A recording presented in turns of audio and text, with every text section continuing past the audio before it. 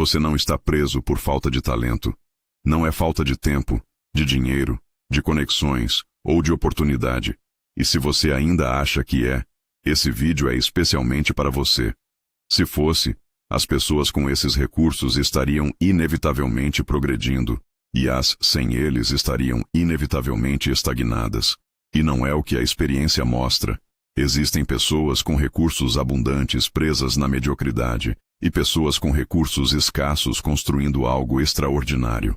A diferença não está nos recursos, está nos padrões. E o valor de reconhecer esses padrões com precisão é que o que tem nome pode ser observado, e o que pode ser observado pode ser transformado. A maioria das pessoas que está estagnada na vida não percebe que o que a mantém no lugar não é nenhuma dessas coisas. É um conjunto de erros silenciosos. Erros que não aparecem como erros. Que parecem simplesmente a forma como as coisas são. Que funcionam de forma tão invisível que você pode passar anos, décadas inteiras, cometendo-os sem jamais reconhecê-los como a causa do que está sentindo. E o pior desses erros é exatamente esse. A sensação de que você está tentando, de que está fazendo o que precisa ser feito, quando na verdade está se movendo no lugar. O esforço existe. O problema é que está sendo aplicado nas direções erradas. Isso é importante porque elimina a saída fácil de que o problema é preguiça ou falta de vontade. Não é. As pessoas que estão presas na mediocridade frequentemente trabalham mais do que as que estão progredindo. Estão exaustas, comprometidas, fazendo o que conhecem como certo. O problema não é a quantidade de esforço. É onde o esforço está indo. E essa distinção muda completamente o que precisa ser feito. Se o problema fosse preguiça, a solução seria se esforçar mais. Se o problema é direção, a solução é parar, examinar e redirecionar. E parar para examinar é o oposto do que o movimento constante permite. Não é. As pessoas que estão presas na mediocridade frequentemente trabalham mais do que as que estão progredindo. Estão exaustas, comprometidas, fazendo o que conhecem como certo. O problema não é a quantidade de esforço, é onde o esforço está indo. Os filósofos estoicos tinham uma forma muito precisa de entender isso. Marco Aurélio, Epicteto e Sêneca não ensinavam apenas como pensar melhor. Ensinavam como identificar os padrões internos que sabotam o progresso antes que ele comece. Padrões que a maioria das pessoas nunca examina porque nunca percebe que estão lá. E esse ponto é central. Você não pode mudar o que não vê. A invisibilidade desses erros é exatamente o que lhes dá o poder que têm. Eles operam no automático, sem chamar atenção para si mesmos, sem se anunciar como causas do estagnamento. E é por isso que nomeá-los com precisão é o primeiro e mais importante passo de qualquer transformação real. Se isso fez sentido, deixa o like agora e se inscreve no canal. Esse conteúdo foi feito para quem está cansado de sentir que está se esforçando sem sair do lugar. Agora vamos ao primeiro erro. E o que torna a perspectiva estoica sobre esses padrões particularmente valiosa é que ela não foi desenvolvida em condições ideais. Marco Aurélio governava enquanto enfrentava guerras e pragas. Epicteto era escravo quando desenvolveu os princípios que influenciam o mundo até hoje. Sêneca escreveu sobre progresso e liberdade enquanto navegava numa das cortes mais corruptas da história romana. O que eles descrevem não é teoria desenvolvida em segurança. É o que funcionou em condições adversas reais. Hoje você vai conhecer 7 erros silenciosos que mantêm pessoas inteligentes, esforçadas e bem-intencionadas, presas na mediocridade. E enquanto você ouve cada um deles, vai perceber que não é sobre falta de capacidade. É sobre padrões específicos que podem ser identificados, nomeados e transformados. O valor de nomear esses padrões é que o que tem nome pode ser observado. E o que pode ser observado pode ser mudado. A maioria das pessoas que está presa não percebe o que a mantém presa, exatamente porque esses padrões operam abaixo do nível de atenção consciente. Funcionam no automático. E é precisamente por isso que nomeá-los com precisão é o primeiro e mais importante passo. O primeiro erro silencioso é confundir movimento com progresso. Esse é talvez o mais comum e o mais devastador dos 7. Porque é completamente invisível de dentro. A pessoa está ocupada, está trabalhando, está produzindo, está respondendo e-mails, participando de reuniões, concluindo tarefas, sendo responsável. E ao final do dia sente o cansaço real de quem trabalhou. Mas ao final do mês, ao final do ano, ao olhar para trás, a posição é surpreendentemente parecida com a de onde partiu. Movimento não é progresso. Movimento é atividade. Progresso é deslocamento real em direção aonde você quer chegar. E é completamente possível ter muito do primeiro e zero do segundo. Marco Aurélio escrevia nas Meditações sobre a diferença entre agir deliberadamente e simplesmente reagir ao que o ambiente exige. A pessoa que reage está sempre ocupada porque o ambiente sempre fornece demandas. A pessoa que age deliberadamente escolhe onde aplicar energia com base no que vai produzir deslocamento real, não apenas atividade. Essa distinção é difícil de manter porque o ambiente é muito eficiente em criar urgência. Notificações, demandas, expectativas de resposta imediata. Todos esses mecanismos do mundo moderno são estruturalmente projetados para produzir reação. E quem está em modo de reação permanente raramente tem energia ou atenção disponível para a ação deliberada que o progresso real exige. O movimento absorve tudo. A questão que diferencia os dois é simples e desconfortável. A atividade que você está fazendo agora te aproxima de onde você quer estar ou te mantém gerenciando onde você já está. Se a resposta para a maioria das suas atividades cotidianas for a segunda opção, você está cometendo o primeiro erro silencioso. E a razão pela qual esse erro é tão difícil de detectar é que o gerenciamento do que já existe tem urgência real. As demandas do cotidiano são imediatas, são concretas e têm consequências visíveis se não forem atendidas. A construção do que ainda não existe é vaga, futura, e os resultados da negligência só aparecem meses ou anos depois. Então a mente racional prioriza o urgente sobre o importante. E faz isso todos os dias, por anos, enquanto o que realmente importa nunca sai do lugar. E existe um detalhe importante sobre esse erro que raramente é nomeado. O movimento cria a ilusão de que você não pode parar para examinar o que está fazendo. Porque parar parece preguiça. Parece irresponsabilidade. Parece que você vai perder terreno para quem continua se movendo. Mas é exatamente a pausa para examinar que separa quem progride de quem se movimenta. Parar para perguntar onde esse movimento está levando não é perder tempo. É o único momento em que você tem a chance de mudar a direção. Epicteto tinha uma forma de descrever isso que ainda hoje é direta ao ponto. Não é o que acontece com você que determina onde você vai chegar. É o que você faz com o que acontece. E o que você faz começa sempre com o que você vê. E o que você vê depende de você parar o suficiente para olhar. Me conta nos comentários. Quando você olha para as últimas semanas, o que você estava fazendo era movimento ou progresso? Comenta aqui. Eu leio todos. E enquanto você reflete sobre isso, uma observação que pode ajudar. A maioria das pessoas subestima sistematicamente quanto do seu tempo é movimento e superestima quanto é progresso. E essa subestimação não é desonestidade. É a consequência de medir pelo esforço em vez do resultado. O esforço é visível e imediato. O resultado só aparece no médio e longo prazo. E quando a maioria dos dados disponíveis são sobre o esforço, não sobre o resultado, a conclusão natural é que esforço está produzindo progresso. Não por desonestidade, porque movimento se parece com progresso enquanto está acontecendo. A diferença fica visível apenas quando você olha para os resultados.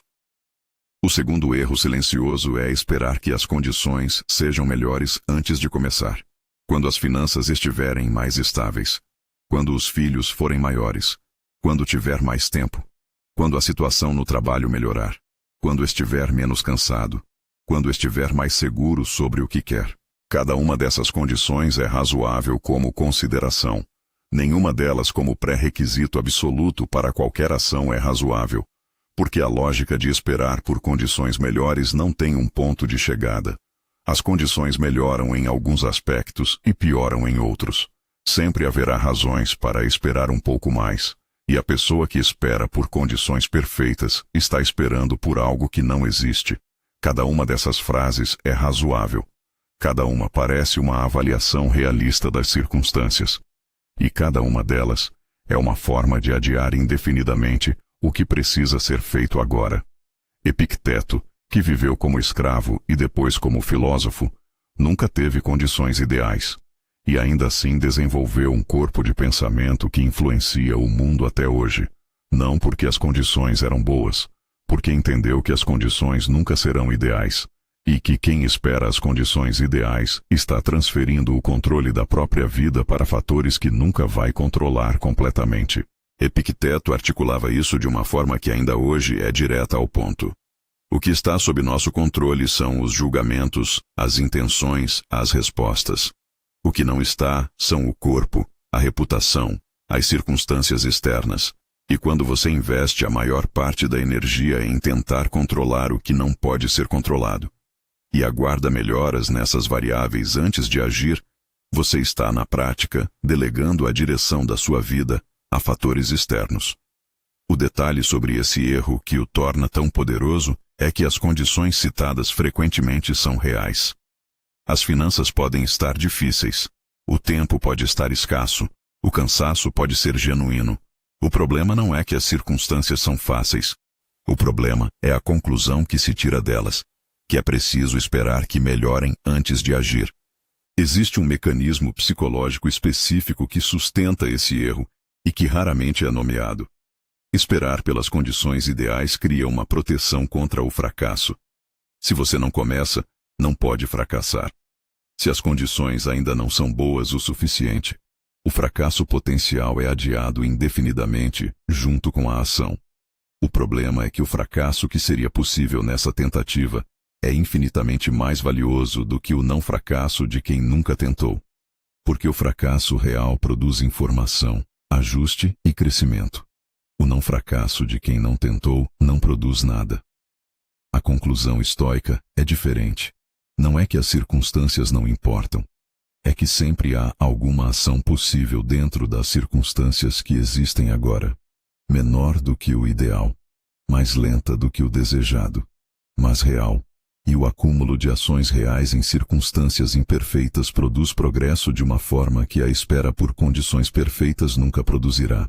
Existe um conjunto de práticas desenvolvidas exatamente para criar essa capacidade de distinção entre movimento e progresso, com mais de 20 módulos baseados nos ensinamentos de Marco Aurélio, Sêneca e Epicteto, que traduzem esses princípios em orientações concretas para o cotidiano, um desafio de 45 dias e áudios de reprogramação que trabalham os padrões que mantêm pessoas em movimento sem progredir. Mais de 2.000 pessoas já percorreram esse caminho. O link está na descrição. Mas siga aqui porque o segundo erro é onde a maioria das pessoas perde mais tempo. O terceiro erro silencioso é medir o progresso pelo esforço em vez do resultado. Você trabalhou muito. Você se dedicou. Você foi responsável, consistente, aplicado. E então o resultado não veio da forma que esperava. E a conclusão instintiva é que o problema está fora de você, porque você certamente fez sua parte. O esforço conta. A consistência conta. A responsabilidade conta. Mas nenhuma delas é o que produz resultado por si mesma. O que produz resultado é o esforço aplicado na direção certa, com a estratégia certa, no contexto certo. E quando o resultado não vem, a pergunta honesta não é apenas se você se esforçou o suficiente. É se o esforço estava sendo aplicado onde poderia produzir o resultado que você quer. Sêneca escreveu sobre a diferença entre o navio que navega muito e o navio que navega na direção do porto. Navegar muito com o vento errado te leva longe, mas não para onde você quer chegar. E a pessoa que mede o progresso pelo quanto está navegando, em vez de por onde está chegando, vai trabalhar muito e chegar em lugares que não escolheu. Conheci alguém que descrevia exatamente esse padrão. Anos de trabalho intenso, de responsabilidade, de comprometimento real. E ao final daquele período, a posição na vida era quase idêntica à do início. Não por falta de esforço, porque o esforço estava sendo direcionado para manter o que existia, não para construir o que precisava existir. A máquina estava funcionando. Só não estava indo a lugar nenhum. E enquanto a máquina funciona, é difícil perceber que está estacionada. Identificar esse padrão na própria vida exige uma honestidade específica. Olhar para os últimos 6 meses ou 1 ano e perguntar, não se você se esforçou, mas se você está numa posição diferente. Se a resposta honesta for não, o esforço precisa ser redirecionado antes de continuar sendo intensificado. Porque mais do mesmo nesse caso produz mais do mesmo resultado. Identificar esse padrão na própria vida exige uma honestidade que é desconfortável, mas necessária. Olhar para os últimos 6 meses ou 1 ano e perguntar, não se você se esforçou, mas se você está numa posição diferente. Se a resposta honesta for não, o esforço precisa ser redirecionado antes de continuar sendo intensificado. Isso não significa que o esforço é irrelevante. Significa que esforço sem direção é energia desperdiçada. E identificar onde o esforço está sendo aplicado, em vez de simplesmente continuar aplicando mais, é o que separa quem progride de quem está exausto no mesmo lugar. Isso tem uma consequência prática e imediata. Se você está exausto e sem progresso visível, a resposta intuitiva é se esforçar mais. Acordar mais cedo, dormir mais tarde, fazer mais. Mas se o esforço está indo para o lugar errado, mais esforço apenas aprofunda o buraco. A pergunta que precisa vir antes do mais é, o que estou fazendo está me levando para onde quero ir? E se a resposta honesta for não, a solução não é mais do mesmo. É uma revisão honesta da direção. Essa revisão não precisa ser dramática. Não é necessário mudar tudo de uma vez. É possível redirecionar gradualmente, realocando uma pequena porcentagem do tempo e energia que vai para atividades de manutenção para atividades de avanço. Mesmo 10% de realocação, mantida com consistência ao longo de meses, produz um desvio de trajetória que, ao longo de anos, cria uma diferença enorme em onde você chega. Se você ainda não se inscreveu no canal, faz isso agora e ativa o sininho. O quarto erro silencioso é confundir conforto com segurança. Existe uma zona onde as coisas são conhecidas, onde você sabe o que esperar, onde os desafios são manejáveis porque você já os enfrentou antes. E essa zona cria uma sensação de segurança que é real do ponto de vista emocional, mas ilusória do ponto de vista do desenvolvimento. Porque o que te mantém seguro hoje é o que você aprendeu e desenvolveu ontem. E o que você vai precisar amanhã exige que você aprenda e desenvolva hoje. O que você tem agora é o resultado do que aprendeu e desenvolveu até aqui. E o gap entre onde está e onde quer estar frequentemente é o gap entre o que já aprendeu e o que ainda não aprendeu. E a aprendizagem real, o tipo que produz capacidade nova em vez de refinamento da capacidade existente, quase sempre acontece fora da zona de conforto. E há algo paradoxal na zona de conforto que raramente é nomeado. Ela encolhe. O que era moderadamente desafiador há 1 ano, e que você não enfrentou se tornou mais intimidador hoje. E o que seria possível com um esforço razoável há 2 anos pode parecer impossível agora. A zona de conforto, quando não é deliberadamente expandida, vai progressivamente ficando menor, não maior. E a sensação de segurança que cria é inversamente proporcional à capacidade real de enfrentar o que a vida vai exigir. Um sinal prático de que você está operando dentro da zona de conforto é quando o resultado das suas ações é altamente previsível. Se você sabe com certeza o que vai acontecer antes de agir, provavelmente está no território do que já sabe fazer. O progresso real tem uma qualidade de incerteza. Você não tem certeza do resultado porque está fazendo algo que ainda não domina completamente. E essa incerteza, que é desconfortável, é o sinal de que a aprendizagem real está acontecendo. Marco Aurélio enfrentava situações que nenhum preparo poderia antecipar completamente. Guerras, pragas, traições, crises políticas. E o que as meditações revelam é alguém que deliberadamente buscava o que era difícil como forma de desenvolvimento, não apenas como obstáculo a superar. A dificuldade não era o problema. Era o material com que o caráter e a capacidade eram construídos. Essa perspectiva sobre a dificuldade é radicalmente diferente da forma como a maioria das pessoas experiencia os desafios. A visão mais comum é que o desconforto é algo a ser minimizado, que o objetivo é chegar a uma condição onde os desafios sejam menores ou mais manejáveis. Marco Aurélio entendia o oposto. Os desafios são o mecanismo pelo qual a capacidade de enfrentar desafios maiores é desenvolvida. Evitá-los não cria proteção, cria fragilidade progressiva.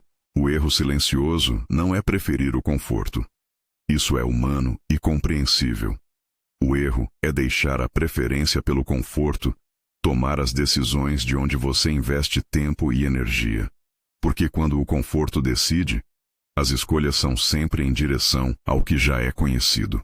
E o que já é conhecido não pode produzir o que ainda não existe na sua vida. Existe um sinal específico de que esse erro está acontecendo. Quando você pensa em determinada ação ou mudança, e a primeira reação é uma longa lista de razões pelas quais não é o momento, não é o contexto, não é a abordagem certa. Isso frequentemente não é análise racional. É a zona de conforto se defendendo. Análise racional considera possibilidades. Defesa do conforto considera apenas obstáculos. O antídoto estoico para esse erro não é jogar fora o conforto. É criar uma prática deliberada de exposição gradual ao que está fora da zona de conforto. Não de uma vez. Não em saltos que o sistema nervoso processa como ameaça. Mas com consistência, escolhendo regularmente pelo menos uma ação que exige enfrentar o desconforto do novo. E observando que o desconforto é temporário, enquanto a capacidade desenvolvida nele é permanente. Isso está fazendo sentido? Deixa o like se você está acompanhando. O quinto erro silencioso é buscar validação externa para decisões que deveriam ser internas. Você tem uma ideia, uma direção, uma mudança que sente ser necessária. E antes de agir, você começa a buscar confirmação de fora, do parceiro, dos amigos, da família, dos colegas.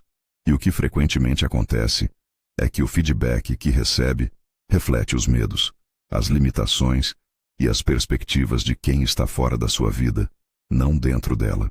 Epicteto era direto sobre isso. O que está sob nosso controle é o julgamento, a escolha, a intenção.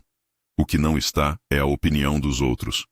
E quando você transfere decisões que deveriam emergir do julgamento próprio para a aprovação alheia, você está colocando o controle da sua vida nas mãos de pessoas que nunca vão ter acesso completo ao que você precisa, quer e é capaz de fazer. Existe também um detalhe sobre a validação externa que é particularmente insidioso. As pessoas cuja validação você busca frequentemente te aconselham a partir dos próprios medos e limitações, não da sua realidade e potencial. O amigo que diz que é muito arriscado pode estar descrevendo o que seria arriscado para ele. O familiar que diz que não vai funcionar pode estar descrevendo o que não funcionaria, dado o que sabe sobre as próprias capacidades. E quando você usa essas perspectivas como padrão para avaliar suas possibilidades, você está medindo o seu potencial com a régua errada. Isso não é um argumento contra ouvir perspectivas externas. Perspectivas externas são valiosas quando usadas para informar o julgamento próprio. O problema é quando substituem o julgamento próprio. A distinção prática é essa. Você usa perspectivas externas para desafiar e refinar o que você já pensa, ou para descobrir o que você deve pensar. No primeiro caso, elas fortalecem o julgamento. No segundo, o substituem. E o efeito ao longo do tempo é radicalmente diferente. No primeiro, você vai ficando mais capaz de pensar por si mesmo. No segundo, vai ficando cada vez mais dependente de confirmação externa para agir. Quando você não age sem aprovação, quando o que os outros dizem tem mais peso do que o que você percebe ser necessário para você. O sinal mais claro desse erro é uma sensação específica. Você sabe o que precisa fazer, mas continua buscando mais confirmações antes de agir. Essa busca não é por informação, é por permissão. E permissão para sua própria vida não vem de fora. Isso tem uma dimensão que vai além da decisão imediata. Cada vez que você age sem precisar de permissão externa, você cria uma prova de que é capaz de confiar no próprio julgamento. E essas provas acumuladas ao longo do tempo constroem uma autoconfiança que nenhuma validação externa jamais produz. Porque validação externa confirma o que outros pensam sobre você. A ação baseada no julgamento próprio confirma o que você pensa sobre você mesma. E a segunda tem um peso que a primeira nunca pode ter. Isso tem uma dimensão adicional que raramente é nomeada. Quando você busca validação externa consistentemente e a obtém, cria uma dependência. Começa a precisar de confirmação para ações cada vez menores. O músculo do julgamento próprio enfraquece pelo desuso enquanto o músculo da busca por aprovação fica mais forte. E ao longo do tempo, a capacidade de agir a partir do próprio julgamento, que era a base de qualquer progresso real, fica comprometida. Uma forma de começar a reverter esse padrão é criar o hábito de tomar pelo menos uma decisão por dia, exclusivamente com base no próprio julgamento, sem buscar validação externa antes de agir. Pequena ou grande, não importa. O que importa é o exercício do músculo do julgamento próprio, que, como qualquer músculo, fortalece com o uso e enfraquece com desuso. Com o tempo, esse exercício vai criando evidências concretas de que o julgamento próprio é confiável, que você é capaz de avaliar situações e tomar decisões sem precisar de confirmação externa. E essas evidências, acumuladas ao longo do tempo, vão progressivamente reduzindo a dependência da aprovação alheia que mantinha o erro ativo. A autonomia não é um estado que aparece de uma vez. É uma qualidade que se constrói, uma decisão por vez, ao longo de um tempo suficientemente longo para que as evidências se acumulem. E quando essa qualidade está construída, o que muda não é apenas a capacidade de tomar decisões. Muda a relação com a incerteza. Quem confia no próprio julgamento pode agir com incerteza, porque tem evidências de que, independentemente do resultado específico, vai conseguir processar o que vier e seguir. Esse tipo de confiança não vem de palavras. Vem de repetição de ações baseadas no próprio julgamento ao longo do tempo. Quem confia no próprio julgamento pode agir sem garantia do resultado, porque tem evidências de que, independentemente do que vier, vai conseguir processar e seguir. Que você é capaz de avaliar situações e tomar decisões sem precisar de confirmação externa. E essas evidências, acumuladas ao longo do tempo, vão progressivamente reduzindo a dependência da aprovação alheia que mantinha o erro ativo. A prática estoica oposta não é ignorar perspectivas externas. É desenvolver o hábito de formar o julgamento próprio antes de buscar perspectivas externas. Chegar a uma conclusão com base no que você vê e no que você sabe, e então usar perspectivas externas para testar e informar essa conclusão, em vez de substituí-la. Essa ordem, julgamento próprio primeiro, perspectiva externa depois, é o que preserva a autonomia sem criar isolamento. Deixa o like se você chegou até aqui e está reconhecendo nos 7 erros padrões que você já identificou em momentos específicos da sua própria vida. E aqui chegamos ao erro que mais consistentemente interrompe as pessoas que estavam a um passo de algo significativo. O 6º erro silencioso é tratar o fracasso como informação sobre quem você é, não sobre o que você tentou. Você tentou algo e não funcionou. E a conclusão que sua mente tira desse fato não é que aquela estratégia específica, naquele contexto específico, naquele momento específico, não produziu o resultado esperado. A conclusão é sobre você, que você não é capaz, que não tem o que é preciso, que talvez nunca vá conseguir. Essa conclusão, que parece uma avaliação honesta da realidade, é na verdade uma confusão entre evento e identidade. O fracasso foi um evento, um resultado específico de uma tentativa específica. Dizer que ele revela algo permanente e fundamental sobre quem você é um salto lógico que não tem base, mas que tem consequências enormes. Marco Aurélio perdeu batalhas. Epicteto nasceu escravo e teve sua perna quebrada pelo próprio dono. Sêneca foi exilado. Nenhum deles tratou esses eventos como revelações definitivas sobre quem eram. Trataram como dados sobre o que havia acontecido, com o que poderia ser aprendido e o que precisaria ser diferente. O que é notável sobre esses 3 casos é que nenhum deles tinha circunstâncias que tornavam fácil essa relação com o fracasso e com a adversidade. A escravidão de Epicteto era real. O exílio de Sêneca era real. As derrotas de Marco Aurélio eram reais. E o que os três demonstram é que a relação com o fracasso não é determinada pelas circunstâncias. É determinada pela prática, pela forma como ao longo do tempo você decide interpretar o que não funcionou. Essa prática pode ser desenvolvida em qualquer contexto, por qualquer pessoa, independentemente do quanto as circunstâncias dificultam. Ela começa com a pergunta simples: o que esse resultado me diz sobre o que tentei, e o que posso usar disso? E ainda assim, o padrão interno que desenvolveram transformou cada uma dessas experiências em material de crescimento, em vez de argumento de impossibilidade. Isso não significa que as circunstâncias difíceis são fáceis. Significa que a relação com as circunstâncias difíceis pode ser desenvolvida de forma que produza algo diferente do que a relação padrão produz. Essa distinção entre fracasso como informação e fracasso como identidade é o que separa quem volta de quem não volta. Não a ausência de fracasso. A relação com o fracasso quando ele vem. E ele sempre vem. O processo de desenvolver essa relação diferente com o fracasso começa com uma prática específica. Separar deliberadamente o que aconteceu do que isso significa sobre você. O que aconteceu é fato e pode ser examinado com precisão. Qual foi a tentativa? Qual foi o resultado? O que estava presente que não estava no resultado esperado? O que pode ser aprendido? O que isso significa sobre você é interpretação, e interpretações podem ser questionadas.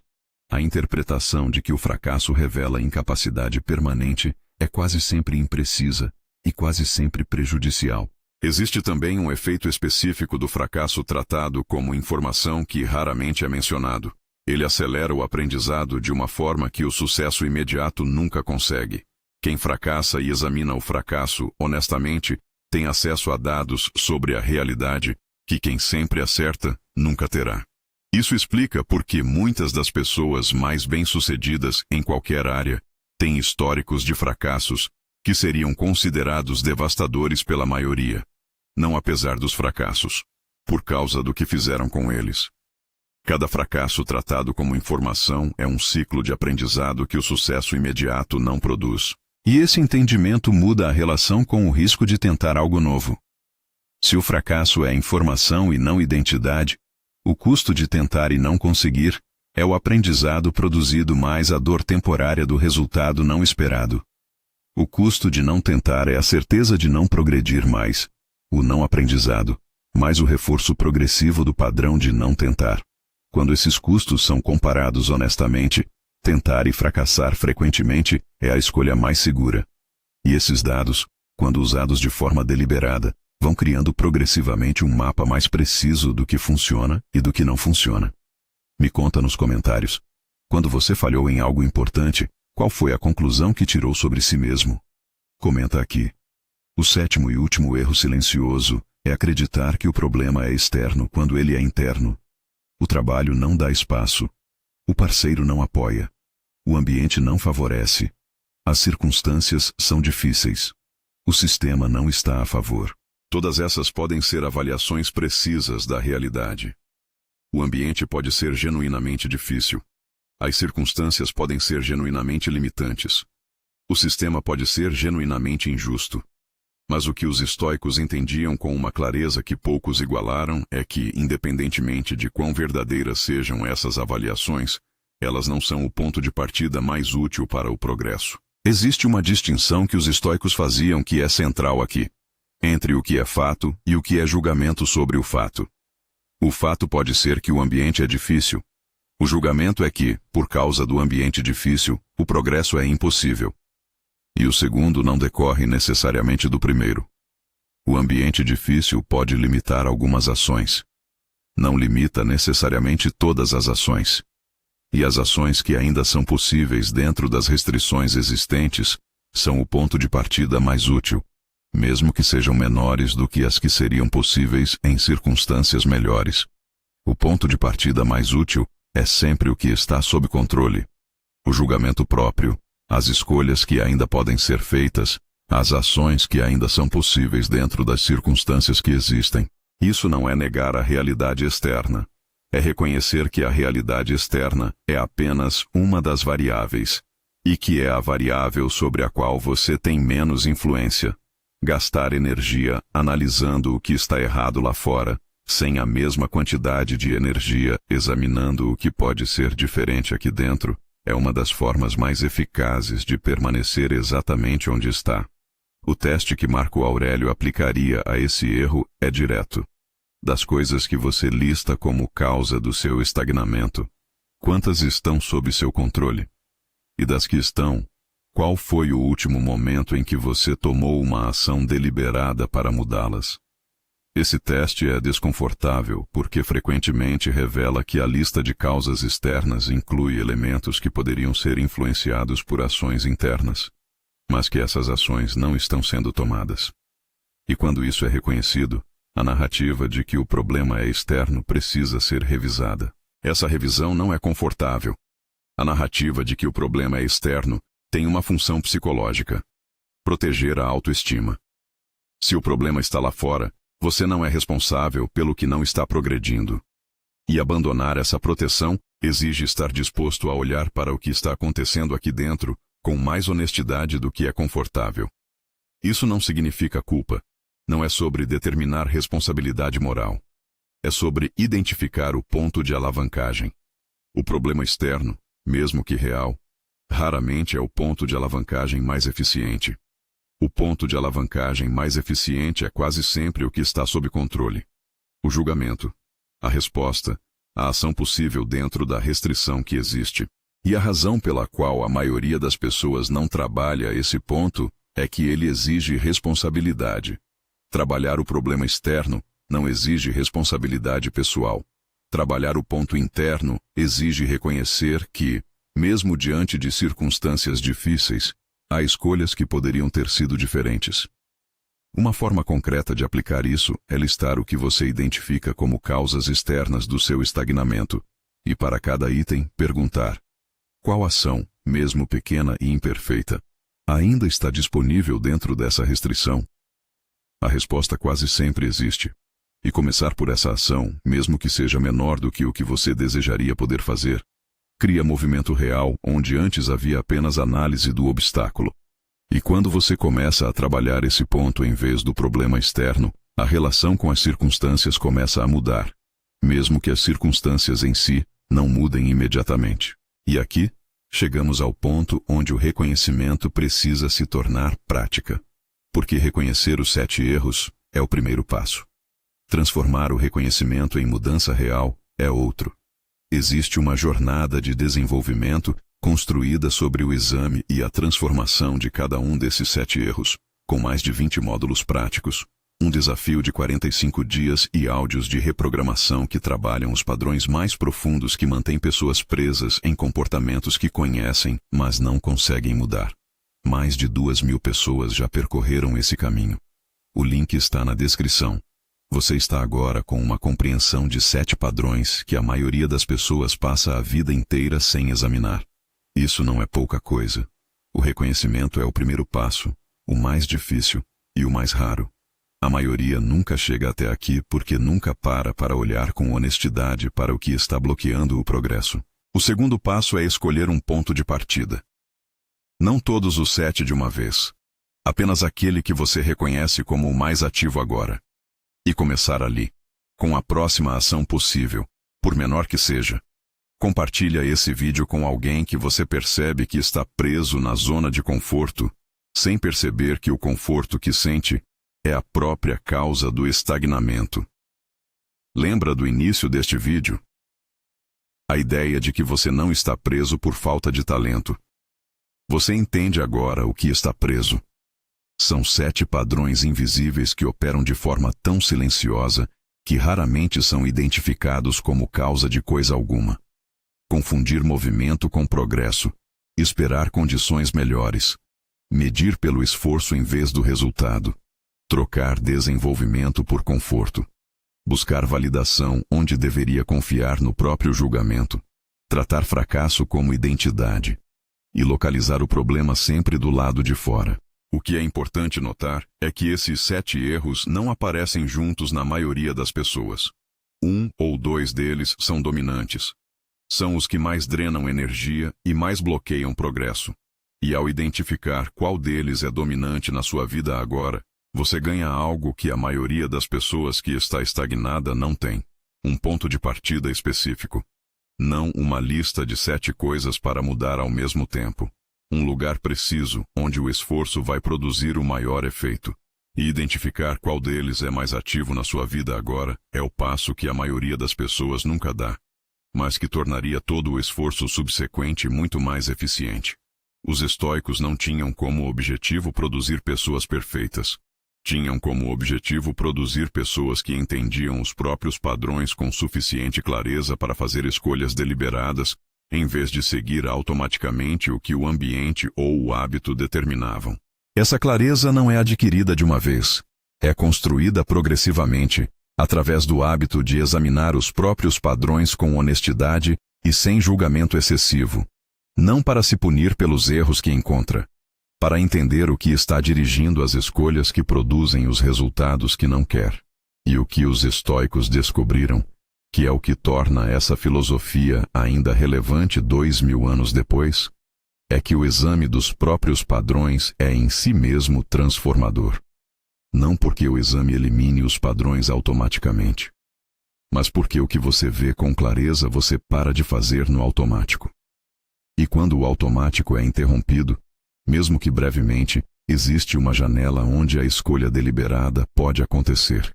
E escolhas deliberadas repetidas ao longo do tempo são o que produz a transformação que o esforço não direcionado nunca produz. Essa é a razão pela qual os estoicos valorizavam o exame diário. Não como ritual de autocrítica, como a prática de manter a visibilidade dos próprios padrões suficientemente alta para que o automático não tome todas as decisões.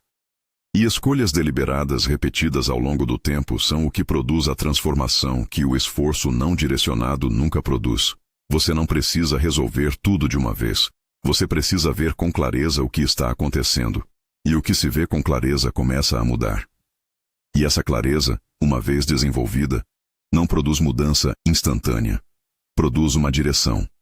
E direção, mantida ao longo do tempo, é o que o movimento sem direção nunca consegue produzir. Cada um desses erros tem uma alternativa. Não uma solução mágica. Uma prática deliberada que, ao longo do tempo, vai mudando o padrão de dentro para fora. E o que é importante entender sobre essas alternativas é que elas não precisam ser aplicadas todas de uma vez. Escolher uma, a mais relevante para onde você está agora, e praticá-la com consistência por um período, já é suficiente para criar movimento real. A mudança simultânea de todos os padrões é rara e desnecessária. A mudança gradual de um padrão de cada vez, ao longo do tempo, produz transformação que o esforço disperso em muitos padrões ao mesmo tempo raramente produz. A alternativa ao primeiro erro é criar, regularmente, o hábito de perguntar se o que você está fazendo te aproxima do que quer construir. A alternativa ao segundo é agir com o que tem agora, mesmo que seja menos do que o ideal. A alternativa ao terceiro é medir pelo resultado real, não pelo esforço, e ajustar quando os dois divergem, não como punição, como informação que permite redirecionar antes que o desvio se torne grande demais para ser corrigido facilmente.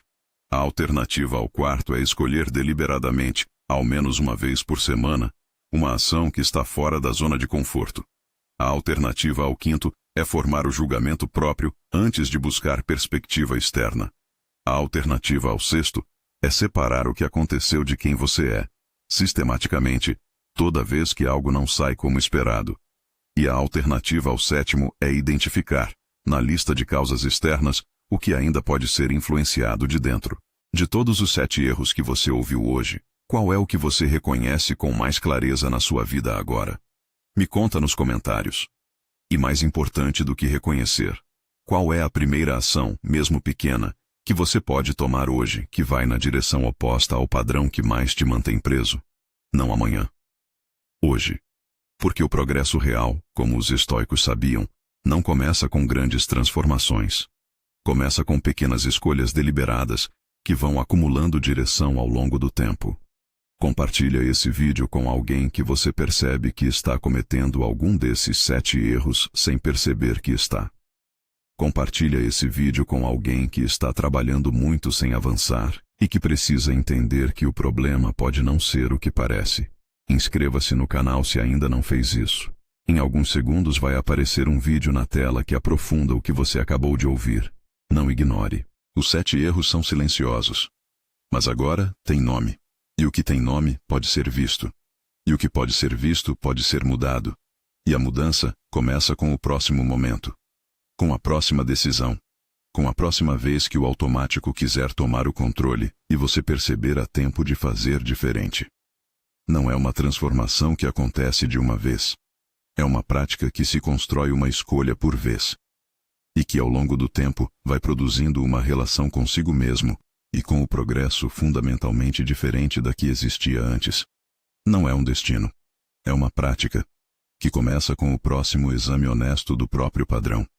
E que nunca termina, porque sempre há mais clareza possível, mais ajuste possível, mais progresso possível do que o que já foi alcançado. Essa é a promessa real do trabalho estoico com os próprios padrões. Não um estado definitivo de desenvolvimento perfeito, mas uma direção progressiva que, mantida ao longo do tempo, produz resultados que a maioria das pessoas julga impossíveis, mas que são, na verdade, simplesmente o resultado de parar de cometer os erros que estavam bloqueando o caminho. Agora depende de você.